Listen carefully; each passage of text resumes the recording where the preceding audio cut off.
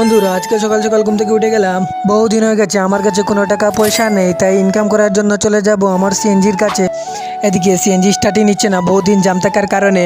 So অনেক চেষ্টার পর এখন জানতে পারলাম যে সিএনজিটি নষ্ট হয়ে গেছে, আমাকে এখন নতুন সিএনজি কিনতে হবে। তাই প্রথমে আমাকে তাড়াতাড়ি আমার ল্যাপটপের কাছে যেতে হবে, এখানে গিয়ে আমাকে সিএনজি বিল্ড করতে হবে।